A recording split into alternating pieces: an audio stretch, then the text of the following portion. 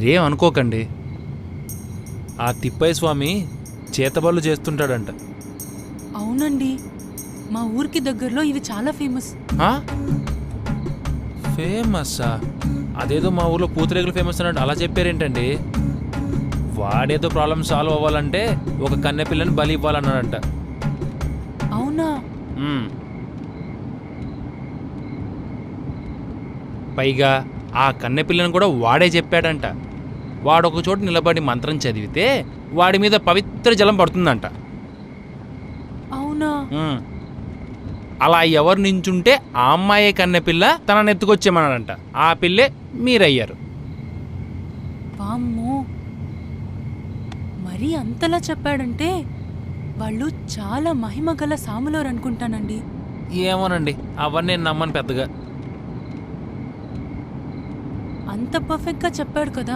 గాడిది గుడ్డేం కాదు. మీరు సుస్సుకెళ్ళిన తర్వాత చేయగడుకుని విదిలించిన వాటర్ ఆడి మొక్క మీద పడ్డాయి. చిచి, అదే మరి.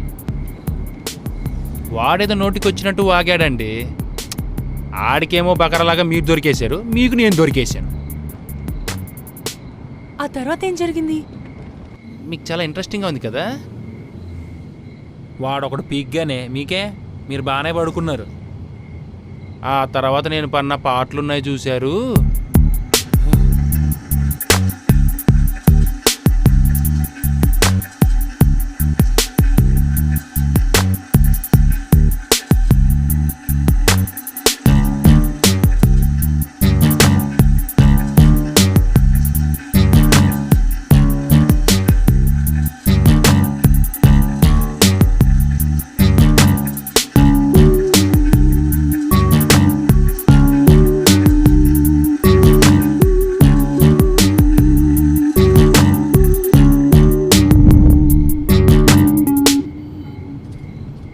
నిజంగానే మీరు నా గురించి అంత కష్టపడ్డారా?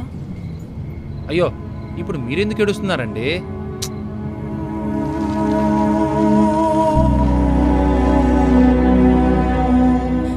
లేదండి హరి గారు, నిజంగా మీరు చాలా గ్రేట్.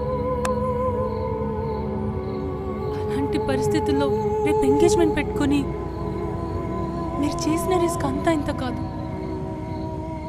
పైగా 15 lakhs అంటే మాటలా? వాటి కోసం మీరేం వరి అవ్వకండి. అవి ఎల్లుండి కల్లా నా చేతిలో ఉంటాయి. ఎలా? అంతా సీక్రెట్.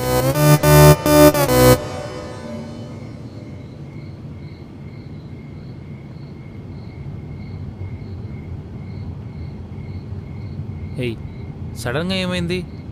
నేను చెప్తానన్నా కదా. అది కాదు, నాకు తెలిసి నేను నిజంగానే కన్నెపిల్లనే. ఇప్పుడు దాకా ఒక బాయ్ ఫ్రెండ్ కూడా లేడు. కానీ నిన్ను ఆవహించిన అమ్మ నేను కన్నెపిల్ల కాదని చెప్పేసరికి నాకు తెలియకుండా ఎక్కడ తప్పు జరిగిందో నాకే తెలియట్లేదు.